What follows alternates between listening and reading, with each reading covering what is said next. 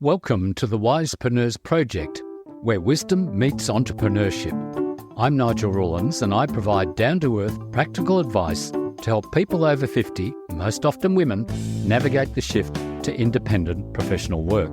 I focus on providing you with actionable insights and expert advice to optimize your life and work, from highlighting productivity, health, and cognitive agility to mastering business, marketing, and knowledge management. I want to help you survive, grow, and thrive as an independent professional.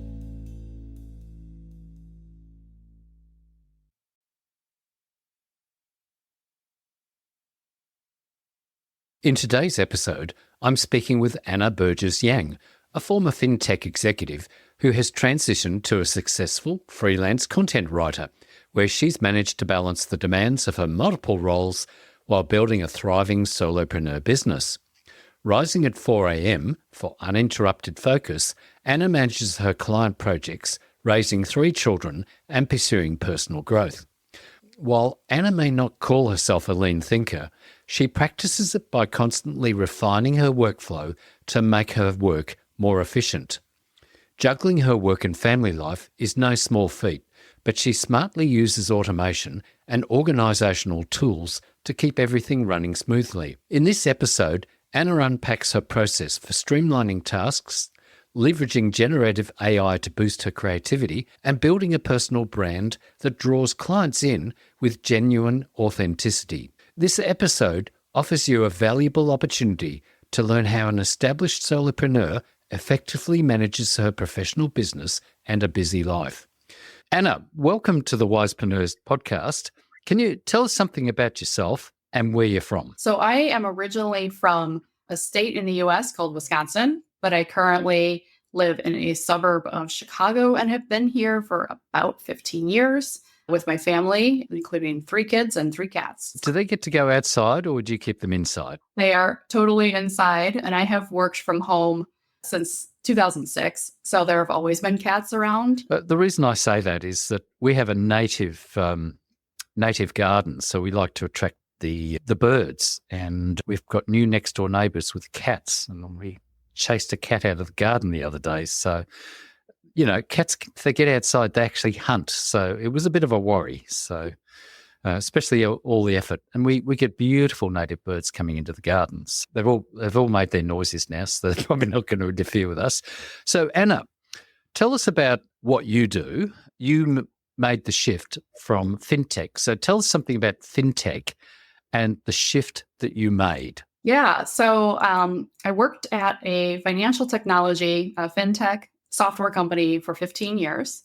And I got into that because prior to that, I worked at a bank, and I worked at a bank for 6 years. So it was kind of a natural shift from banking into this technology that served banks. And I was the product manager at the company. I left, I was on the executive team.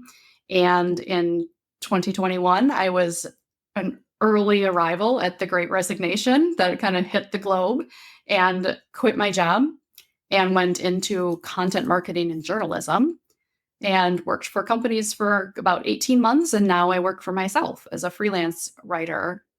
So the interesting thing there is you had a fairly long career.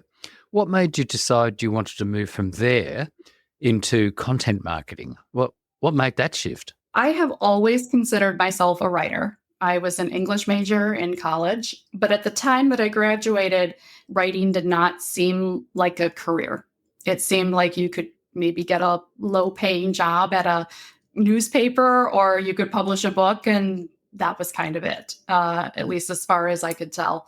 So I didn't really consider writing as the place that I could go. You know, I wanted the family, I wanted some stability, so I never really thought about it. Then in late 2020, when I started thinking about leaving my job and wondering, what else could I do? Could I do something different? Somehow in my job search, I tripped across content marketing. I truly did not know that was a career. I didn't know that companies hired writers and paid them to write things for their blog or write ebooks or white papers and whatnot.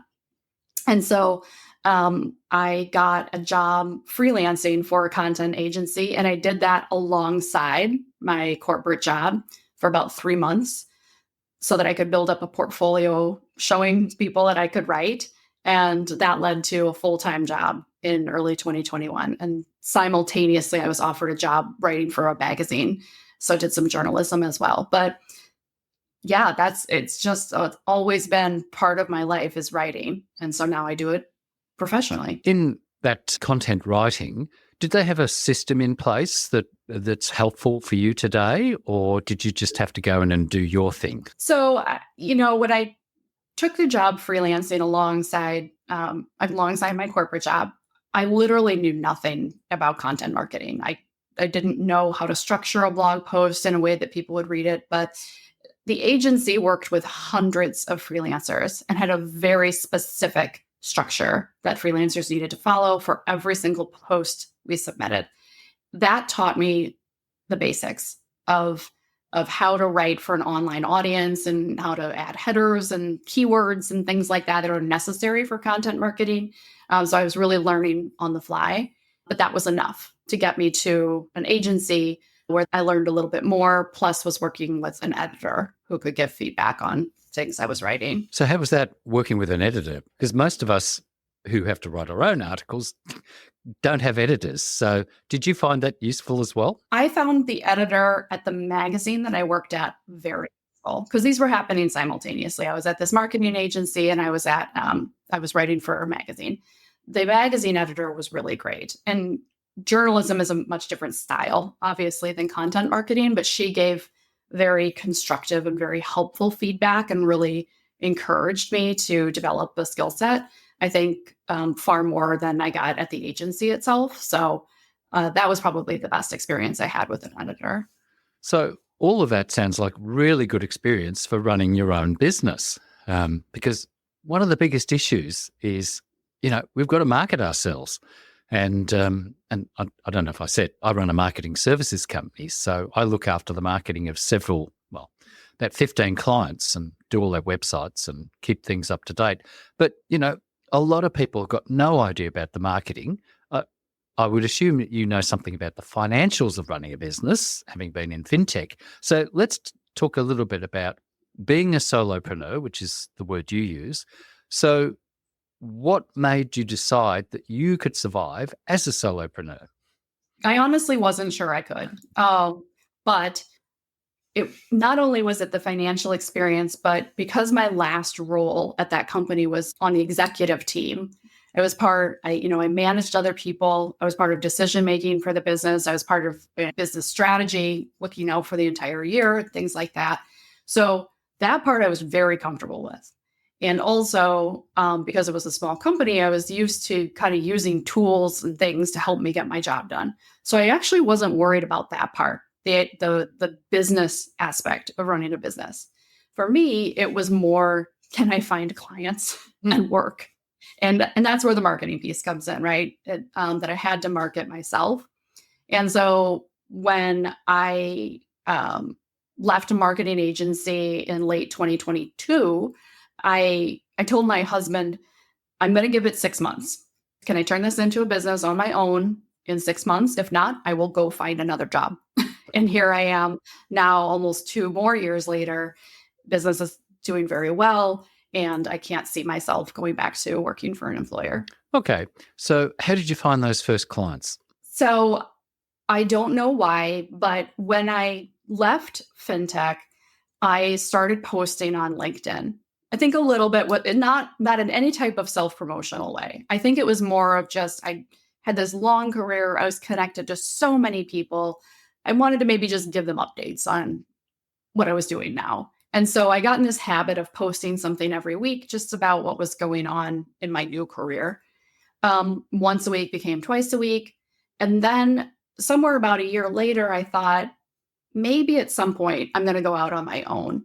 And if I do, probably a personal brand would help.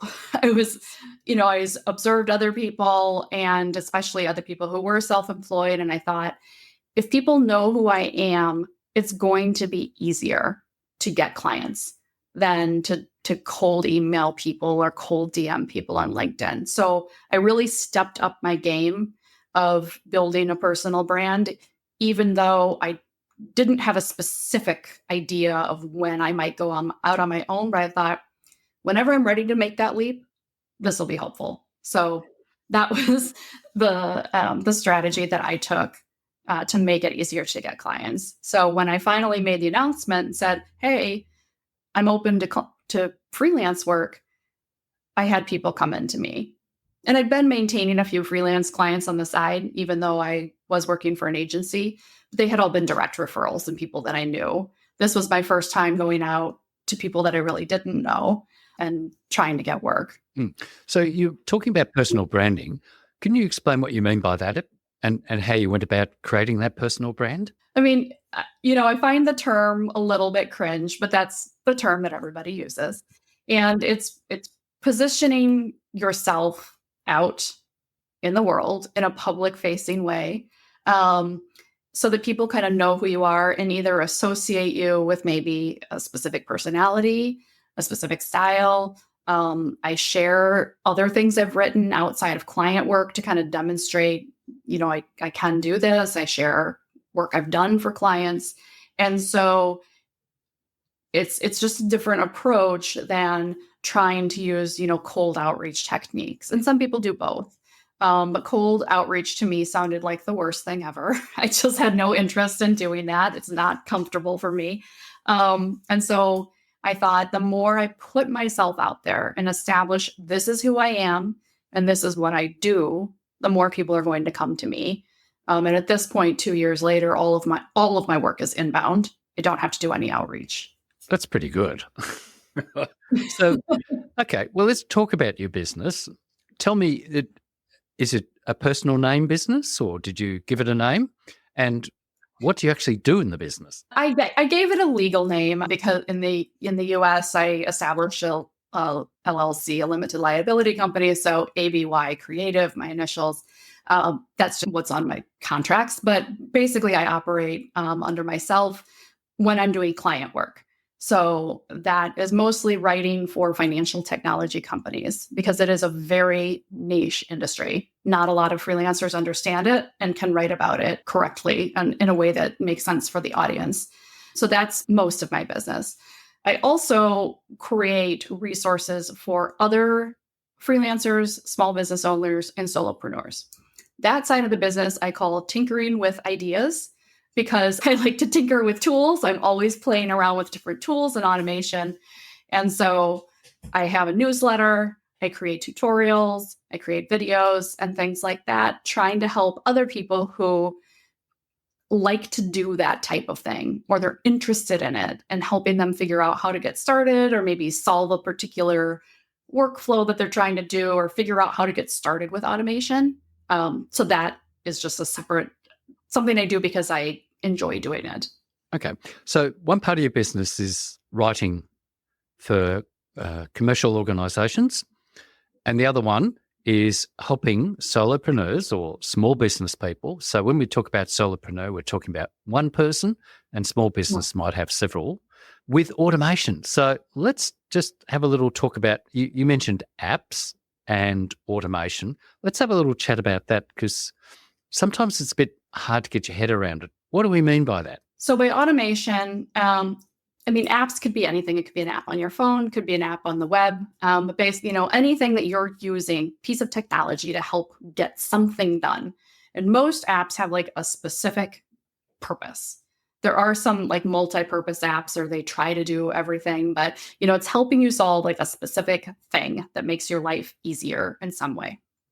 Automation happens when you're trying to connect two different apps together, because maybe you're doing something, starting something in one and finishing it in the other, and you have to like rekey type some stuff in again. Automation could move things from point A to point B.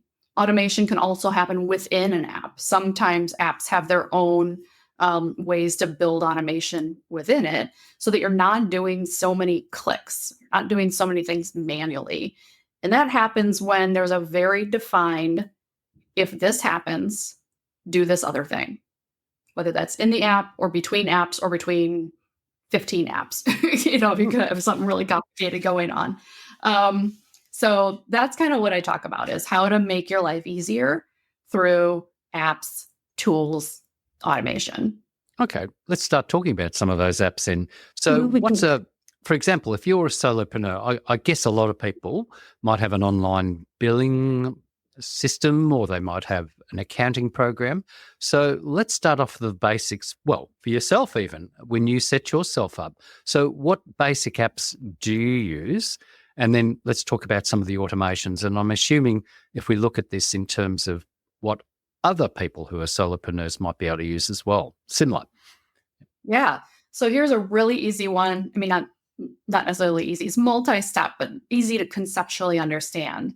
When I bring on a new client, for example, I have an automation set up that automatically saves the contract to my Google Drive. That's just based on email comes in, PDF attached, comes from this signature platform I use. And so it just knows, based on that criteria, move this over into my Google Drive. So easy one. When a new client comes in, I need to keep track of them, right? So I use Airtable, which is like an online database. That is where I centralize all of my work. So when I add the new client to Airtable, I'll put in the name of the company, the name of the primary contact. I'll put in some details about the company. Once I do that, automation happens, and one adds the client to Quick My Accounting tool, so I don't have to rekey all of that over. I already did it once. I don't need to do it again. So it moves the data over into QuickBooks. And then another thing it does immediately is it automatically adds 5 folders to my Google Drive for that client. Every single client, I give them the same 5 folders. It's just how I organize my work. If I didn't have that automated, I'd have to do that every single time. Right click, add folder, right click, add folder. I could make a mistake. I could forget to do it. And so the automation is just doing that for me. So all I'm doing is just filling out, one time in Airtable, just adding the client, and then it's doing these other things behind the scenes. That's pretty neat because, setting up those things manually can be a pain. So when you talked about setting up those 5 folders, what do you mean by that? What labels do you put on those? So the first folder is for any agreements. So the contract itself. I also have a couple clients that there's multiple contracts over time. So that's the first one. The second one is for drafts. So that's my version of drafting. And there's actually a subfolder in that one for the brief that I get from the client with telling me what to do. Mm-hmm. The next folder is for collaboration. So that is shared with the client. So once I'm done with my draft, copy it over. That's where the client and I work together. The next one is for resources. So my clients might give me a copy of their style guide, or they might give me some internal messaging documents, or maybe I downloaded a dated research report on the internet. I don't want, I need to put it somewhere. So it's just anything related to working with the client. And then my last folder is for interview transcripts, because I do a lot of interviewing and talking to subject matter experts with the client or with their customers, or for some of the journalism work I do. So it's just a spot to put specifically interview transcripts. It's pretty well organized. Okay, so that's setting up a client. What about some of the other apps that you might use to do your daily work? Are you using AI as well? I am. So let's talk about apps, and then we could have a chat about AI as well. So here's a similar one with just repetitive steps that happen every time I do work. So a client gives me a brief that says, here's what we would like you to write. And every client uses their own format, but they usually send me a Google Doc. And so then I add the deliverable to Airtable. Basically, what's the working title, copy of the brief, what's the word count, that they're looking for, things like that. So I add it to Airtable. Once I do that, automation runs in the background and automatically adds a Google Doc to the client's folder using a template that I have set up. So every single client, every single deliverable, same template, same organization. I'm not manually copying it over. I'm not manually putting it in the right spot. It's doing that for me. And it automatically adds what's called a card to Trello, which is my project management tool. So then I work in Trello, and that's how I kind of move through the different stages of the writing process. Again, that's all happening automatically. And that's how I also keep track of when are things due, what's my bandwidth. All of that comes from working in project management in Trello. That's pretty organized. I'm a former product manager. I had to be organized earlier in my life. So you've obviously been using this technology for a while because it sounds like you're very comfortable with it. And that's the problem with a lot of, say, solopreneurs. They've worked for a big company, they've retired, or they've decided to go solo, and they don't have an IT department anymore. So either they've got to get their head around this or they've got to hire somebody to help set it up. Sounds like using Airtable is a fairly good way to ground everything. Yeah. And I think, when I talk to people, they say, where do I get started? And I give an example like what I just gave. That is a multi-step automation. I say start with something so simple. Like let's say you use Calendly for scheduling. You could set up so many automations with Calendly to create a project. Let's say you go directly from booking to a project. If somebody books with me, add this to my project management tool. If somebody books with me, add this to my task list. Those are really simple, like one-step pieces that you're probably just doing every time. You know what the steps are. You know that when that booking happens, you have to create a task to follow up on it or whatever that is. And so I say start there. Don't start with my 17-step example, which is what it actually is to, get a deliverable going for a client. So when you say the automations, are you talking about Zapier? Mm-hmm. Right. Yep. That's there are a few on the market. Yep. Zapier is one. There's another one called Make. There's another one called If This Then That, IFTTT. Zapier is just the one that I started using a long time ago, back when I worked at a tech company, and it's just what I'm comfortable with. And so that's my tool of choice to make all this happen. So with those, obviously with Zapier, there is a bit of a learning curve. I've only just trialed it recently and trying to figure out some simple apps.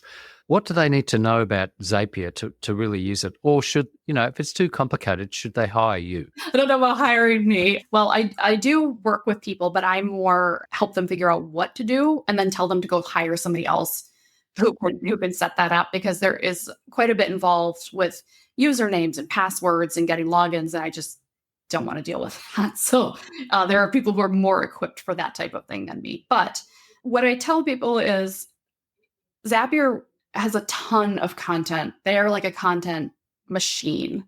And so they have a ton of written tutorials written by real life people. I write for Zapier myself. I'm on their blog saying, here's exactly how to set this up. Here's screenshots that show you how to do it. They've also got a ton of app specific kind of like recipes. So if you typed in Calendly, you could say, oh, here's an idea of connect Calendly to a Google Sheet. Connect Calendly to Todoist, which is a to-do app. Connect Calendly to Trello. And so kind of show you like ways that you could use it. And you look and you think, oh, I get it. Yes, I use both of those apps. How could I use those together? So really what you're saying is you've really got to think about your business and the repetitive stuff you do and save yourself time by finding some way to automate it, like using Zapier. So you actually help them design the system and all the flows and then say, okay, you need to find somebody who will actually set this up for you. What's that somebody called? So Zapier on their website, and probably these others also, they have like lists of consultants. Some who maybe are solo, some who have a company, and some of them are certified. Like they'll say, I am a Zapier expert. And that's where probably I fall short, is I have not worked with every tool on the planet, nor do I want to. And so I'll say, here's how the flow works. Now go find somebody who's worked with your specific tools who could help you figure that out. And do the technical setup for those. But yeah, there are consultants or that can do that type of thing and work with you to get that set up. So it sounds like, what I'm hearing is you're more like an architect. you'll help design a system, I do and then design. they've got to hire the builder. Yeah, yes, that's a very good way of putting it. Yes, I like to help people kind of talk through, because I've seen the other side of that also, where the builder doesn't conceptually know what to do. Right? Like that, if you tell them, they'll do it, but they're not necessarily equipped to kind of help you figure out the design piece. They're just on the execution side. So that's kind of where I will kind of do some one-on-one stuff and say, hey, give me an example of something you're doing today. And maybe like, oh, okay, this is what you're doing. This is what you could be doing. This is how it could be automated, and kind of write that up. And then they could take that information and go to somebody who can set it up for them. Now that sounds like a really important job. So, but it's better than the doing, because you can get bogged down in the doing, but in the designing, that's the smart stuff. And I did a while ago, I did try working with a couple of people on the actual doing. And for me, it got too in the weeds with like how the tool worked and how they had it configured. And it was a ton of back and forth. And specifically for me, with the writing work I do, that was not a good fit. I'm very heads down when I'm working on my other side of my business, the client stuff. And so it's kind of like I needed to come in, help you figure that piece out, and then be done, and move on to something else. So yeah, I guess the thing I'm worried about is, yes, if somebody, we call it jerry building, that, it's not quite legal and it's got a bit here and a bit there. It could be quite messy, but getting somebody who's really good at doing the build means it's going to be clean. Because I remember one of my son's cousins is a marine engineer, and he showed me a picture of the rewiring he did for a boat, a fairly large boat, obviously. And originally it was just a mess of wires everywhere hanging down. And then he showed me all the clean, beautiful flowing wiring system that he set up afterwards. So what are some of the other apps? So we just talked about the organization of, you get a booking on a calendar, it can set up things. You've got a new client and you can set up all the folders. And you mentioned from your Airtable to set up a new account client. What are some of the other apps that are helpful in their business that they can also maybe automate? So in addition to Trello, which I use for project management, I also use Todoist for tasks. And, there are all-in-one apps that can kind of do both. I prefer to keep them separate. And I also use Todoist for personal. Like I keep work and personal tasks together. And Todoist is really good at recurring tasks, like things that you have to do every month, things like that. So for Todoist, I have an automation set up with Siri on my phone, that if I tell Siri like, hey, new item, and then I just speak what I need to do, in the background, Zapier picks it up and puts it on my to-do list. So I just don't like the built-in one on my iPhone. I just don't think it's very robust. I prefer Todoist has got a lot more that I can do with it. But I needed a way to kind of walk around and be able to capture. I'm busy. I have 3 kids. And so it's like, oh, I have to schedule a dentist appointment or something like that. Rather than forget about it, especially if I'm not near my computer, I'll just say, hey, Siri. And it's probably, oh, yep, she heard me. My phone she lit up and say, new item. And then I just speak that. And in the background, the automation is picking that up and adding it to my to-do list. And whether it's work, whether it's personal, whatever, I don't lose that train of thought. So we've talked about several things there already. How do you come across each of these new ones? How did you think, okay, I can use Siri to do this and do that? So that one was kind of an accident. I used to use Alexa, and now my Alexa device is or if you have one, they're going to start talking to me. Yeah. I used to use the Amazon device that's in my house. And when I first got the device, and I was a really early adopter, I had like the old tower that isn't even sold anymore. But I was just scrolling through and looking at what different apps are available. And I saw that Todoist was one of them. And so I was like, this is amazing. I can say, hey, I don't want to say it all out. Hey, Alexa, can you add this to my to-do list? And it worked. It was beautiful. And so it would just automatically add it. Amazon stopped supporting that integration. And like just earlier this year, after I'd been using it for a long time. So I had to find a replacement. And I was actually complaining about it on Threads And a friend of mine said, hey, I bet you could do this with Siri. And he sent me a blog post from Zapier that explained exactly how to set it up because I'd never set anything up with Siri before. And so I just followed the steps in the blog post. I'm like, cool, that worked. So it was kind of just originally, it was just, kind of scrolling through and seeing what was available. And then that led to, okay, now I need to set this up again in a different way because what I was doing stopped working. So how old are your children? My children are 15, 12, and 7. So you've got to keep them organized. You've got to organize a business. You have to be super organized. Yes, that is my superpower, is organization. I have to, yeah, you're right. I have to and even when I was working in corporate, I was working for a small company and lots of hats, as anybody who's worked for a small company knows. I was responsible for a lot. I was on the executive team and the only product manager. So I had to figure out ways to make tools work for me so that I didn't drop the ball on anything. And a lot of that is getting things written down, getting them on lists, getting them in tools, getting them in apps that I check all the time so that I don't have to hold everything in my brain, because otherwise I promise you I would forget. If I had to, something would fall out. Actually, that's a really good point. You call that the extended brain is moving stuff out of your head so you don't lose them. Now, you mentioned Siri. I've got a Google device just sitting there that controls my air conditioning to keep me nice and warm and cool in summer. And I have got Alexa up over there. It does things as well. Do you use those to automate your home as well? I don't have it automated, but my thermostat is connected to my Alexa device and I could adjust it from there. I've got it set on timers and stuff. I do use smart plugs and smart light bulbs. So in my office in the morning, I come in and say, Alexa, turn on the lights. And then they all come up. And some of them are on timers. So they just turn on. So when I go down to get my coffee, I don't fall over because it's dark. The lights have turned on at 4 a.m. so that it's already there and ready for me. Not serious about 4 a.m, eh? I do get up at 4 a.m. How come? It was a bit of a pandemic leftover. Our schools were closed here and my kids were home during the day and it was very difficult to get anything done. And so I started just waking up early to have this quiet and focused work time. And then I go to bed really early. I like sleep, so I'm not sacrificing sleep.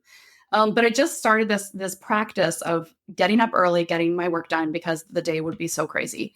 And I found that I really liked it. I liked the silence of the morning. I've kind of always been a morning person, and it wasn't that much earlier. I was probably already getting up at 5 or 5:30, but I go to bed at 8:30. So I'm still getting the sleep. It's just my schedule's a little bit shifted compared to other people. Yeah, I think you are a super mum. No. No. So are your kids organized like you are? They are. They are. And I don't necessarily think I've taught them that. DNA or something, I'm not sure. They are. I'm lucky. They kind of do their homework and keep track of their stuff, and I don't have to push them too hard unless it's like laundry and they don't want to. But otherwise, they do seem to kind of all be pretty organized. I think that's pretty good. You must be very proud of them. Yeah, I am. Okay, so obviously you're giving some ideas about your typical day starting fairly early. So what does a typical day look like for you? So I'll usually get up and I've got, probably about an hour and a half to 2 hours before anybody else in the house stirs. And I will do my own writing or work for my tinkering with ideas, my solopreneur type of work. So that might be writing a post for my blog. It might be writing my newsletter. I'm on Substack. And so it's that type of work that's unrelated to client work. So that's my time. But then there's this 2-hour parade of getting the kids out the door because my kids are in 3 different schools this year because of their ages.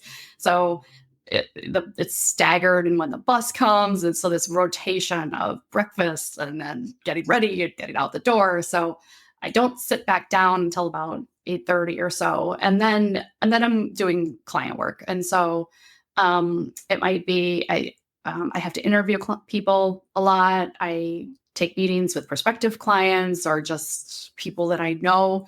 And then I usually will have some very heads down focused writing time.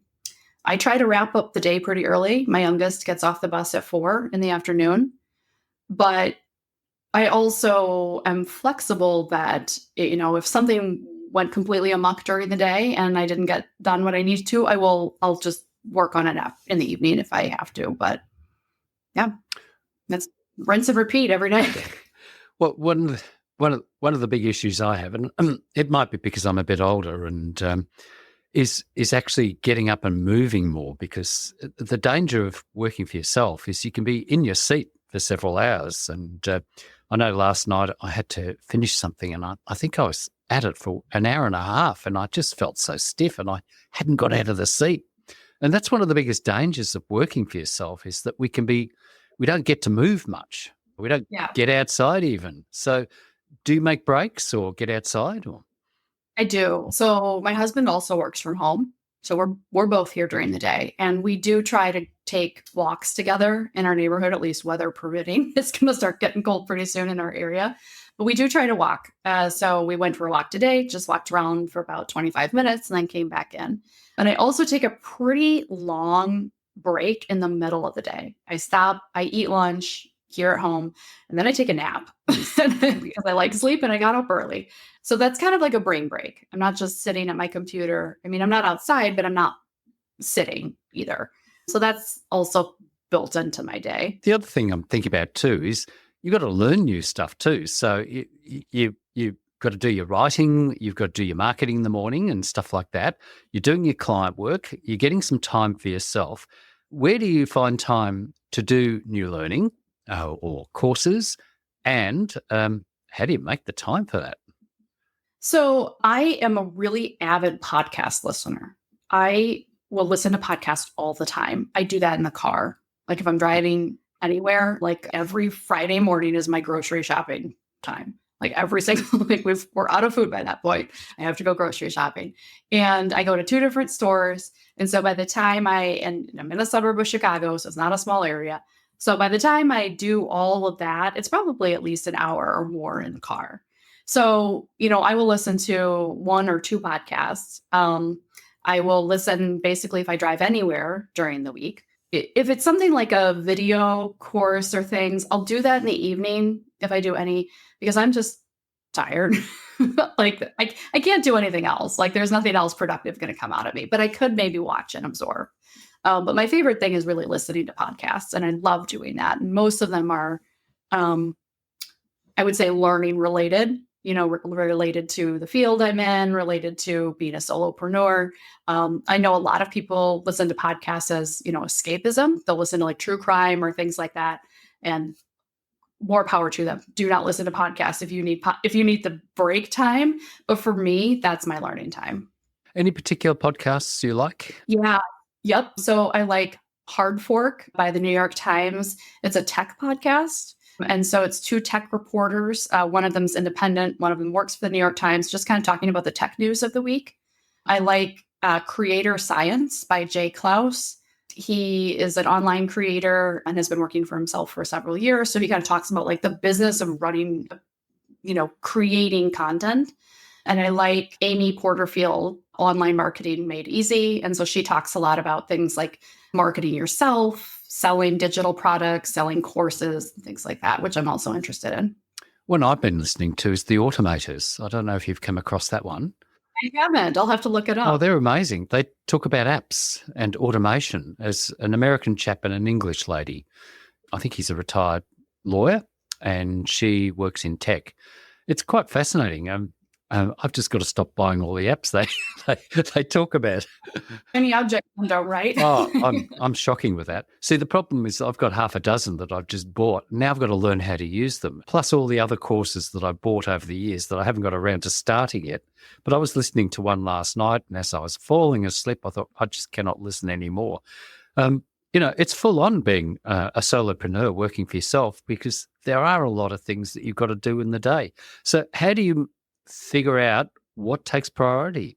My client work Mm. kind of has to, because if I don't work, I don't get paid. So that has to take priority. But the way that I've structured my week is I really only do client work 3 or 4 days a week so that I have kind of spillover time. Like if something just completely went poorly during the week, I could work on Friday or something like that. But the client work has to take priority. Being a mom has to take priority. Like my kids, depend on me for food, getting to school, driving them around. I'm their chauffeur, I'm their ATM, I'm all kinds of things for them. So, I have to kind of do those things for my kids. But, I do have a spouse that works from home as well. So we are able to juggle some of those things, but his is a lot less flexible than mine. So a lot of it does fall to me to kind of manage. And then after that, it's all of these, other things that I like to create and I like to do. And I would call them, I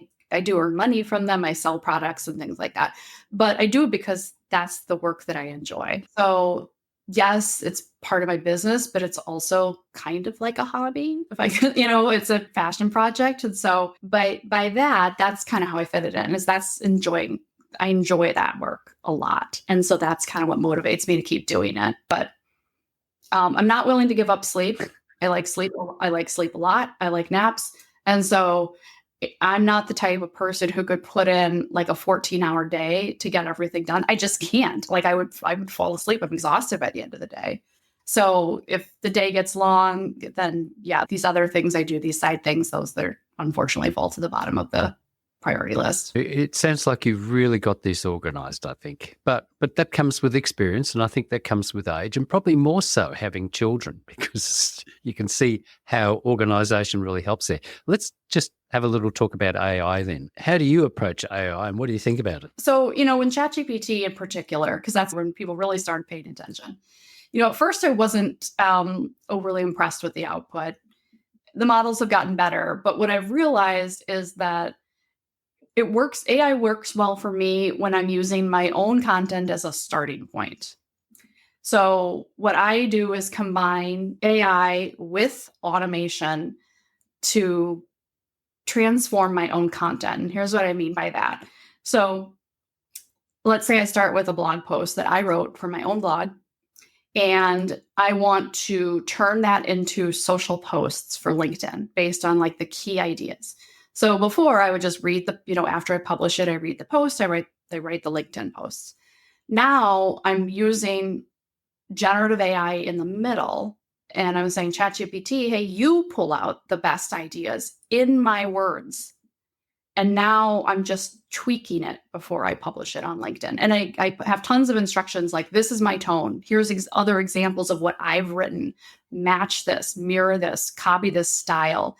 So that way the editing it's not non-existent. It's never perfect, but it's minimal because it's starting with my work and it's based on what I have published before. And that's all automated. So a new blog post is published, Zapier picks it up, automatically runs it through ChatGPT, automatically adds it to Trello. And then I go into Trello when I'm ready to schedule my content and just say, here's what comes next, and then edit and schedule them. That's pretty good. Again, it's well thought out.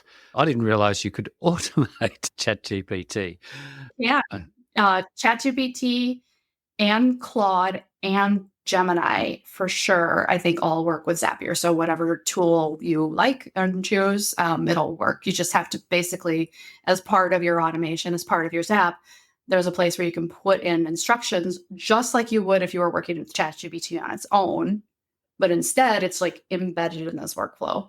So I've got tons of similar, like this will be another example. When this podcast publishes, I will run it through an automation that says, look at only what I say, look at my half of the conversation, pull out the key points, and then I'll turn those into future LinkedIn posts, text posts. Or I might say, look only at my half of the conversation and create an outline for a future blog post and expand on it and turn it into something else. So I don't let any of my content go to waste. It's gotta, if I took the time to like create something, I've got to reuse it like a bunch of different ways. Now, that's a very important point about reusing. Do you use an automation to send out your posts to wherever you send them? Sort of. So I use Buffer to schedule all of my content. If I start with a blog post and run it through ChatGPT, I do not send it directly to Buffer. I want to take like an editing step in there and a planning. And so I send it to Trello because I'm planning other types of, that's all of my content planning, including the blog posts I want to write, my Substack. So everything is in there. So no, I don't automatically send it. It has a stopping point in Trello first. But I do have an automation set up that does automate that. And what that one looks like is I start with a LinkedIn text post. And once it publishes through Buffer, it runs through ChatGPT and reformats it as a post for Thread, because the style on Threads is different. The vibe is different. The character count is different, shorter. And so it runs through ChatGPT and it reformats the post. And then it sends it right back to Buffer, but for my Threads profile. I still edit it, but I still look at it before I post it out, send it out. But there's no reason for it to make a pit stop at Trello in that place. In that case, yes, it is going right back to social media scheduling. I just need to review it, tweak it, and then send it out. And do you use ChatGPT for anything else apart from your writing? Not really. It's all writing related. I use Midjourney to create images for my blog post.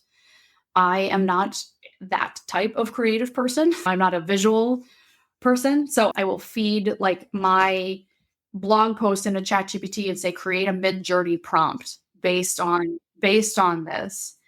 And then it will come up with a prompt for me. And then I will take that prompt and put it in Midjourney and see what kind of output it does and then tweak it from there. But rather than like me trying to like come up with what type of image should go with this blog post, it's doing that. So it's not directly related to my writing, but still based on my writing. But otherwise, not really. Although my husband is a software engineer and he uses ChatGPT for coding type related things. His use cases are so completely different than mine. He'll tell me things I'm like, I have no idea what you are talking about. Like, that's just like completely opposite of how I do it. Well, this has been an amazing conversation. You are a super organized person, but you are technically super organized as well. So it's been a fantastic conversation. Is there anything else you would like to mention that people should hear about? I don't think so. I think automation and tools and apps can be super intimidating. And I would say the best way to get ideas is to find a source that can give you ideas. So you mentioned a podcast that you listen to. I have a newsletter that I try to give people ideas or go on Zapier's blog and read things. And that's the way to really spark ideas. I think it's really hard to kind of envision what's possible when you don't know what's possible. So you kind of have to find those resources or follow people or things like that who are talking about these things. And that's how you'll start to connect the dots and say, oh yeah, that's how I can make this work for me. Anna, this has been a fantastic conversation. I've really, really enjoyed it. Anna, how would you like people to find you? So you can go to my landing page is start.annabyang.com, or you can find me on LinkedIn, Anna Burgess Yang. I am the only one, so it's kind of easy to find me there. And I talk about all this kind of stuff. So my landing page has got links to free resources and my newsletter and all that other stuff. So that's kind of a good starting point. So thank you, Anna, for being my guest.